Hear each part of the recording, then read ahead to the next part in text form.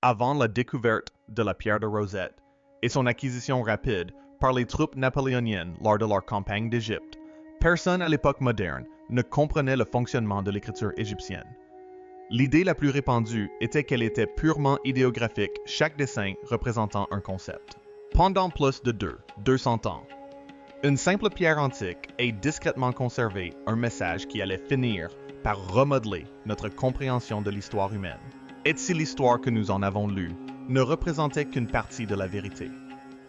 La célèbre pierre de Rosette fut découverte en 1799 lors de la campagne d'Égypte de Napoléon et devint rapidement l'une des découvertes archéologiques les plus importantes au monde.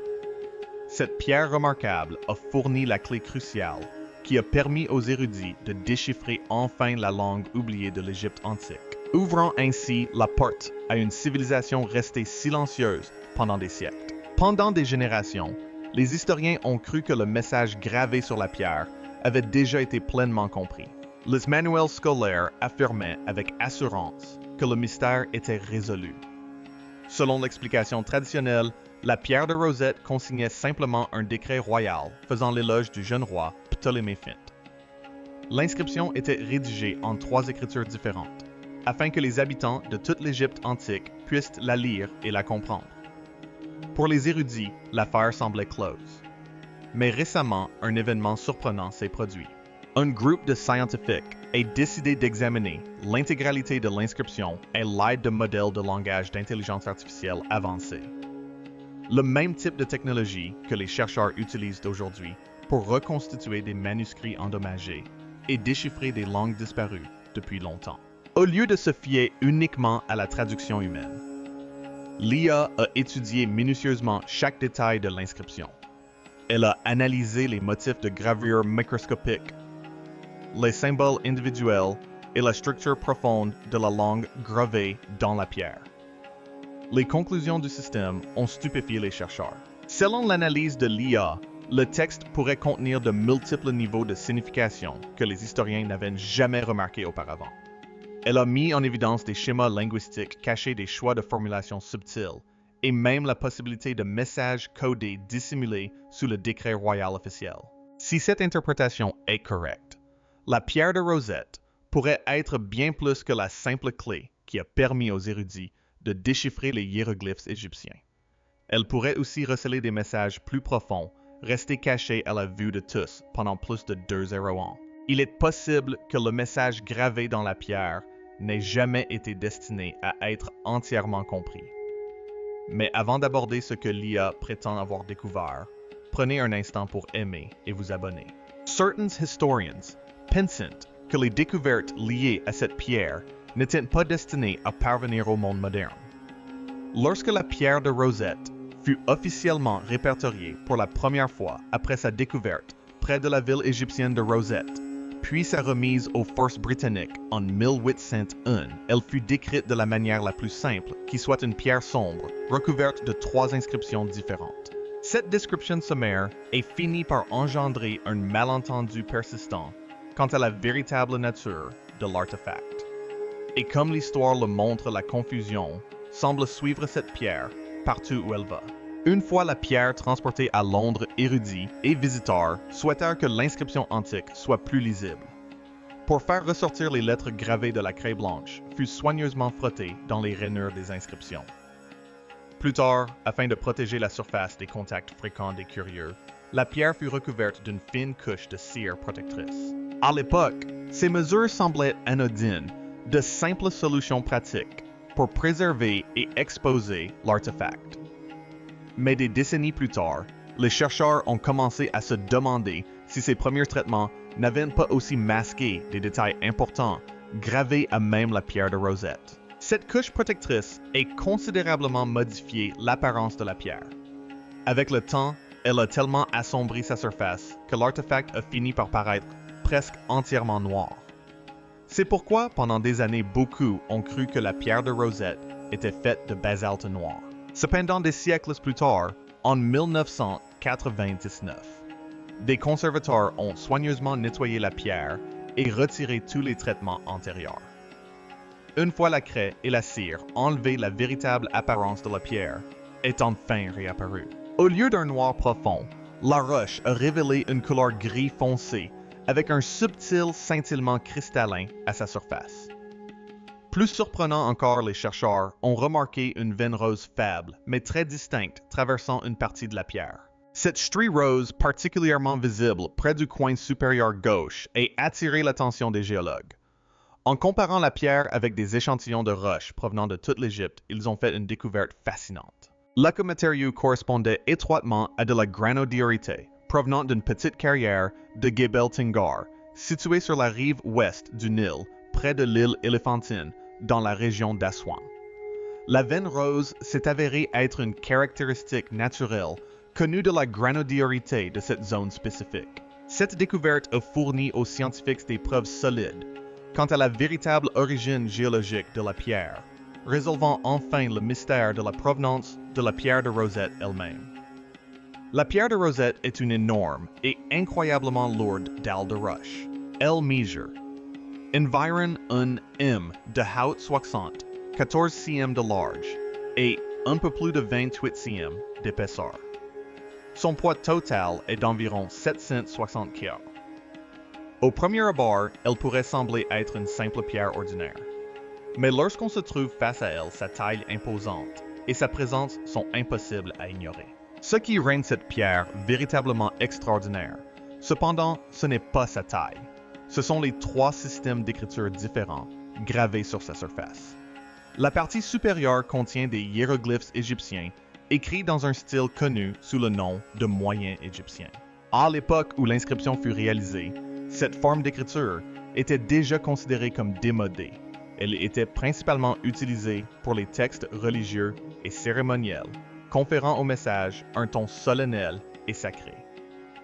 Juste en dessous se trouve la seconde section écrite en caractères démotiques. Il s'agissait de la langue écrite courante, utilisée dans l'Égypte ptolémaïque, bien plus proche de la façon dont les gens ordinaires parlaient réellement à l'époque. De ce fait, elle reflétait bien plus le langage pratique de la vie quotidienne que les hiéroglyphes formels qui la surplombaient.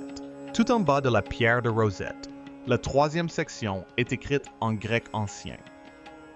Sous le règne de la dynastie ptolémaïque, le grec était la langue administrative officielle de l'Égypte. C'est pourquoi elle figure aux côtés des inscriptions égyptiennes. Mais un détail important a été remarqué par la suite par les chercheurs. La pierre que nous voyons aujourd'hui n'est qu'un fragment d'un monument autrefois beaucoup plus imposant. La partie supérieure ornée de hiéroglyphes est la plus endommagée. Il ne reste que les 14 dernières lignes, et même celles-ci sont partiellement effacées ou brisées. La partie centrale écrite en démotique est mieux conservée. Environ 32 lignes de texte y sont encore lisibles. La partie grecque en bas est la plus complète, avec 54 lignes encore visibles. Pourtant, le texte s'arrête brusquement là où la pierre se brise le long d'un bord diagonal oblique.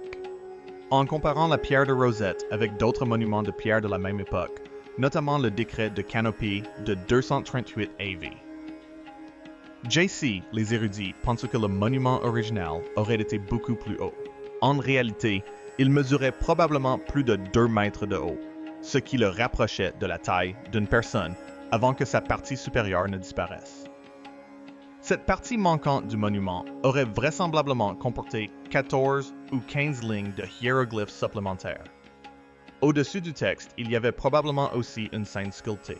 Sur des monuments de pierre similaires de la même époque, ces scènes représentaient généralement le roi debout devant les dieux, souvent sous un disque solaire ailé puissant, symbole de protection divine et d'autorité royale. Mais la pierre de Rosette que nous voyons aujourd'hui ne présente plus aucune de ces caractéristiques. Toute la partie supérieure, tant le texte additionnel que les images décoratives, a disparu au fil du temps. Cette absence a amené certains chercheurs à se poser une question importante. Si tant de choses ont disparu, qu'est-ce qui a bien pu disparaître avec elles? Pour comprendre pourquoi cela est important, il faut d'abord examiner ce que l'inscription est officiellement censée dire et le contexte historique de sa rédaction. Car lorsque les historiens ont commencé à l'examiner de plus près, ils se sont rendus compte que l'explication officielle et l'histoire plus profonde qui se cachait derrière le texte n'étaient peut-être pas exactement les mêmes. Selon l'interprétation traditionnelle, la pierre de Rosette consigne un décret royal promulgué en l'honneur de Ptolémée Phon, après son couronnement comme souverain d'Égypte. Ce grand monument de pierre fut érigé pour célébrer son règne et annoncer publiquement les décisions prises en son nom. Le message gravé sur la pierre de Rosette n'a pas été écrit directement par le roi lui-même. Il a été émis par un grand concile de prêtres réunis dans l'ancienne ville de Memphis, en Égypte. Dans l'inscription, les prêtres ont soigneusement consigné la date en utilisant à la fois les calendriers macédoniens et égyptiens. Selon le texte, la réunion a eu lieu le 27 mars 526 avant J.C., durant la 9e année du règne de Ptolémée Phon. Le décret énumère ensuite les prêtres ayant participé à la cérémonie, rend hommage aux femmes respectées de la famille royale, et loue le jeune roi pour sa générosité et ses actions en faveur des temples. Mais lorsque les érudits ont examiné l'inscription de plus près, un détail étrange est apparu. Une seconde date est mentionnée à la fois dans les sections grecques et hiéroglyphiques du texte. Cette fois, l'inscription fait référence au 27 novembre 580 d'Accept avant J.C., l'identifiant comme l'anniversaire officiel du couronnement du roi. Ensuite, la version démotique introduit un autre détail, suggérant que le décret et l'anniversaire du couronnement se sont produits à quelques jours d'intervalle, seulement en mars. Ces dates contradictoires intriguent les historiens depuis des années. Aujourd'hui encore, personne n'a pleinement expliqué pourquoi les différentes versions du texte sur la pierre de Rosette ne concordent pas parfaitement. Pendant de nombreuses années, les historiens ont constaté ces différences de date, mais les ont généralement ignorées. La plupart des chercheurs ont simplement supposé qu'elles résultaient d'une confusion administrative normale et sont passés à autre chose. Mais une analyse plus approfondie n'a pas été aussi facile à conclure. Pour comprendre pourquoi ce décret a été rédigé, il faut examiner la crise politique qui se déroulait à l'époque. La situation du jeune roi était incroyablement instable et pleine de dangers. Ptolémée V, également connu sous le nom de Ptolémée V Épiphane, devint souverain d'Égypte alors qu'il était encore très jeune. Fils de Ptolémée IV, Philopator, son accession au trône se déroula durant une période de violence intense et de chaos politique. 6 deux parents périront lors d'un complot au sein de la cour royale, un complot qui aurait impliqué la puissante maîtresse de son père. Après leur mort, les conspirateurs régnèrent sur le royaume au nom du jeune garçon, mais leur pouvoir fut de courte durée. Bientôt, une rébellion éclata et la population furieuse d'Alexandrie se retourna contre les conspirateurs. Au milieu du chaos, un chef militaire nommé Agathoclès ministre ptolémaïque intervint et prit le pouvoir en tant que tuteur et régent du jeune roi. Mais même son règne fut temporaire. Finalement, il fut renversé et remplacé par une autre figure puissante, Aristomène d'Alysie, qui prit alors en charge le gouvernement du royaume au nom du jeune souverain. Au moment où le décret fut rédigé, le royaume était en réalité dirigé par le puissant ministre en chef, Aristomène d'Alysie, qui gouvernait au nom du jeune souverain Ptolémée V. Parallèlement, la situation hors d'Égypte était tout aussi préoccupante. Deux grandes puissances, Antiochus III, le grand de l'Empire séleucide, et Philippe Point de Macédoine, avaient formé une alliance avec un objectif clair se partager et de s'emparer des territoires qui appartenaient autrefois au royaume ptolémaïque. Philippe commença à conquérir des îles et des villes côtières de la mer Égée, tandis qu'Antiochus lançait une puissante campagne militaire. Ses forces remportèrent une victoire décisive à la bataille de Panium en 198 AV. J.C. prenant le contrôle de vastes territoires entre la Syrie et les régions méridionales, notamment la Judée. À l'intérieur de l'Égypte, la situation n'était guère plus calme. Une importante rébellion locale, qui avait débuté sous le règne précédent, se poursuivait. Des chefs rebelles tels que Hugronophore et plus tard Ankhmachis parvinrent à résister au gouvernement royal pendant des années, contrôlant des vastes régions de Haute-Égypte. Au milieu de ce chaos et de ces conflits politiques, le jeune roi âgé d'à peine 12 ans fut officiellement couronné pharaon dans la ville de Memphis en Égypte. Cette cérémonie eut lieu 7 ans après le début officiel de son règne. Presque aussitôt après le couronnement, le décret inscrit sur la pierre de Rosette fut promulgué. En apparence, le texte loue la générosité du roi et célèbre son soutien au temple et au sacerdoce. Mais compte tenu du contexte instable de l'époque, les historiens soupçonnent depuis longtemps que ce décret ait pu servir un dessein politique bien plus profond. Selon l'inscription sur la pierre de Rosette, le jeune roi Ptolémée I avait fait preuve de générosité envers les temples d'Égypte. Le texte indique qu'il fit don d'argent et de céréales pour soutenir les institutions religieuses et leurs prêtres. Il lui attribue également le mérite d'avoir géré une crue exceptionnellement importante du Nil lors de la 8e année de son règne. Le décret affirme qu'il a ordonné la maîtrise des eaux excédentaires par la construction de barrages, contribuant ainsi à protéger les récoltes des agriculteurs contre la destruction. En échange de ces mesures, les prêtres ont juré fidélité. Ils convinrent d'honorer le jeune souverain au même titre que les dieux de célébrer son anniversaire et son couronnement chaque année, et de placer des copies de ce décret dans les temples de toute l'Égypte, écrits en 3 écritures différentes, afin que tous puissent le lire. L'année suivante, Sylvestre de Sacy avait identifié avec succès plusieurs noms dans le texte, dont Alexandros Alexandria. Ptolémée fit Arsinoé et le titre royal d'Épiphane. Akerblad alla encore plus loin et tentait de créer un alphabet de 29 caractères démotiques. Étonnamment, plus de la moitié des lettres qu'il proposait se révélèrent correctes par la suite. Mais malgré ses progrès, ils finirent par se retrouver dans une impasse. Ce que les érudits n'avaient pas encore compris, c'est que le démotique n'était pas un simple alphabet. Bien qu'ils comprennent des symboles représentant des sons, il utilisait également des signes idéographiques et symboliques, des caractères qui représentaient des idées ou des concepts plutôt que des lettres spécifiques. En raison de ces mélanges complexes, l'écriture ne pouvait être décodée en la traitant comme un simple alphabet phonétique.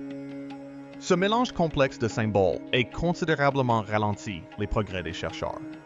Ils avaient fait d'importantes découvertes, mais le système était bien plus complexe qu'ils ne l'avaient imaginé au départ. La prochaine grande avancée fut l'œuvre de Thomas Young, un brillant scientifique britannique qui occupa le poste de secrétaire aux affaires étrangères de la Royal Society à Londres. En 1814, après avoir échangé des idées avec d'autres érudits, Young commença à étudier une caractéristique particulière des hiéroglyphes égyptiens, les cartouches ces formes ovales qui entourent les noms royaux dans les inscriptions égyptiennes. À l'intérieur d'un de ces cartouches, Young remarqua un groupe de symboles dont la prononciation semblait correspondre à celle du nom grec Ptoléméphèque. En étudiant plus en détail les inscriptions, il fit une découverte encore plus surprenante, une chose que les érudits précédents avaient complètement ignorée. Les systèmes d'écriture hiéroglyphique et démotique n'étaient pas totalement distincts. En réalité, les deux styles d'écriture présentaient plusieurs similitudes notables. Il s'agissait d'une découverte révolutionnaire. Cela suggérait que le démotique n'était pas du tout un système d'écriture indépendant, mais plutôt un développement simplifié ultérieur de l'écriture hiéroglyphique. Young publia ses découvertes en 1819 dans l'Encyclopædia Britannica. Bien que ces travaux ayant permis de faire progresser considérablement la recherche, il ne parvenait toujours pas à décrypter entièrement le système. La percée finale est venue de Jean-François Champollion, un érudit et enseignant français de Grenoble, passionné par l'histoire de l'Égypte antique. En 1800, Vinge de Champollion étudia des copies d'inscriptions de l'obélisque de Philae, où les noms de Ptolémée V et Cléopâtre VII avaient été identifiés auparavant par l'explorateur William John Banks. En comparant soigneusement ces noms, Champollion parvint à identifier plusieurs symboles phonétiques qui épelaient Cléopâtre. À partir de ces indices, il les a ensuite comparés aux noms royaux étrangers figurant sur la pierre de Rosette, et cette comparaison a finalement permis de percer le secret longtemps perdu de la lecture de l'écriture égyptienne antique. Après des années d'études, Jean-François Champollion entreprit rapidement de construire un alphabet de symboles phonétiques utilisé dans les hiéroglyphes égyptiens. Le 14 septembre 1822, il présenta ses découvertes à l'Académie des inscriptions et belles-lettres à Paris. Le même jour, il écrivit une lettre détaillée au secrétaire de l'Académie, expliquant sa découverte, avec une clarté remarquable. L'intuition la plus importante de Champollion était simple mais révolutionnaire. Les hiéroglyphes pouvaient représenter des sons, et non seulement des idées symboliques. Et ces symboles phonétiques servaient non seulement à écrire les noms grecs, mais aussi ceux des souverains égyptiens. Il l'a confirmé en reconnaissant les noms de Ramsès II et de Thutmose III dans des cartouches royaux des temples d'Abu Simbel. Et avec cette confirmation, Champollion passa au-delà de la pierre de Rosette elle-même. Dès 1823, il étudiait des dizaines d'autres inscriptions égyptiennes, élaborant progressivement une grammaire complète de l'ancienne langue égyptienne, ainsi qu'un dictionnaire des symboles hiéroglyphiques. Bien qu'il ait été publié en 1832, son œuvre révolutionnaire a changé à jamais l'étude de l'Égypte antique. Après près de 500 ans de silence, l'ancien système d'écriture a enfin pu être déchiffré à nouveau. Suite à la découverte de Champollion, d'autres érudits ont continué à améliorer les traductions des 3 écritures trouvées sur la pierre de Rosette. Au cours des années 1850, des égyptologues allemands ont produit des traductions latines, mises à jour, et la première traduction anglaise complète est apparue en 1858. Même alors, les débats se poursuivirent parmi les historiens. Certains érudits pensaient que le texte grec ancien était la version originale, probablement écrite d'abord par le gouvernement ptolémaïque, puis traduite en caractères égyptiens. D'autres ont avancé que la version hiéroglyphique revêtait une signification religieuse plus profonde et qu'elle constituait peut-être la forme la plus autorisée du décret. Certains historiens ont suggéré que les 3 versions du texte avaient été créées simultanément, chacune étant légèrement différente, pour s'adapter à un public particulier. Malgré ces débats, la plupart des spécialistes s'accordaient sur un point. Les traductions étaient quasiment achevées. La pierre de Rosette avait été déchiffrée. Le mystère semblait résolu. Du moins, c'est ce que l'on croyait, jusqu'à ce que des chercheurs commencent à examiner l'inscription de plus près, grâce aux technologies modernes. C'est alors que l'histoire prend un tournant inattendu. Récemment, des scientifiques ont intégré l'intégralité de l'inscription dans des modèles de langage d'intelligence artificielle avancés. Ces systèmes ont été entraînés non seulement sur des langues connues, mais aussi sur des modèles présents dans des milliers de textes anciens et modernes. Au fur et à mesure que l'IA analysait la structure du texte, elle a commencé à mettre en évidence des détails que les traducteurs humains avaient soit négligés, soit écartés. Le premier problème qu'elle a relevé concernait l'incohérence des dates au sein du décret. Les érudites avaient depuis longtemps remarqué que les versions en grec ancien, en hiéroglyphes égyptiens et en écriture démotique donnaient parfois des dates légèrement différentes pour les mêmes événements. Pendant des années, les historiens ont supposé que ces différences étaient de simples erreurs administratives, mais l'IA a proposé une autre possibilité. Au lieu d'erreurs aléatoires, elle a suggéré que les variations pourraient suivre un schéma délibéré, comme on le constate dans certains documents anciens, conçus pour véhiculer simultanément 2 niveaux de sens. Dans ces cas-là, un message est destiné au grand public, tandis qu'un autre plus subtil s'adresse à un groupe de lecteurs complètement différent. La deuxième anomalie que l'IA a détectée était encore plus subtile. Lorsque le système s'est concentré sur la section des hiéroglyphes égyptiens, la partie la plus endommagée et la plus formelle de la pierre de Rosette, il a découvert quelque chose d'inhabituel. Si le passage a été rédigé dans un style plus ancien et plus cérémoniel du genre de celui généralement réservé aux textes religieux et à la communication entre les prêtres et les dieux. Mais au sein de ces écrits officiels, l'IA a détecté certaines structures de formulation qui n'apparaissent dans aucun autre texte cérémoniel connu de l'Égypte ptolémaïque. D'après l'analyse, il ne s'agissait pas de simples choix de traduction ni d'erreurs de transcription de la part des scribes, mais de constructions linguistiques très spécifiques. Lorsque les chercheurs ont comparé le libellé de la pierre de Rosette avec des bases de données de textes religieux égyptiens antiques, l'IA a remarqué quelque chose d'inhabituel. Le langage ressemblait fortement au style utilisé dans les écrits d'avertissement des messages créés à des époques où une civilisation craignait une crise grave ou un effondrement. Cela laisse supposer que les prêtres qui ont rédigé le décret ne se sont peut-être pas contentés de louer Ptolémée-Phèdre. L'analyse suggère qu'ils auraient pu dissimuler un message plus profond dans le langage officiel, quelque chose de trop sensible pour être dit ouvertement. L'IA a également trouvé des références numériques et calendaires précises liées aux crues du Nil. Comparées aux archives historiques et astronomiques, ces données semblent indiquer une série d'événements que les prêtres ont pu interpréter comme des signes avant-coureurs. Uncent 426 AV. JC. Lorsque le décret fut promulgué à Memphis en Égypte, le royaume était déjà sous la pression des puissances étrangères et en proie à des rébellions internes. Les prêtres ont peut-être utilisé le seul document dont ils savaient qu'ils survivraient la pierre de Rosette pour laisser derrière eux plus que de simples éloges à un jeune roi. Peut-être consignaient-ils leurs craintes quant à l'avenir de l'Égypte. On ignore si cet avertissement faisait référence à la chute éventuelle de la dynastie ptolémaïque face à l'Empire romain, ou à quelque chose d'encore plus important. Ce qui est certain, c'est que, depuis plus de 2 siècles, les érudits tentent de traduire la pierre, mais il se pourrait qu'ils n'en aient déchiffré que la surface. La pierre de Rosette pourrait ne pas être seulement la clé d'une langue perdue. Elle pourrait aussi receler un message du passé que nous commençons seulement à comprendre.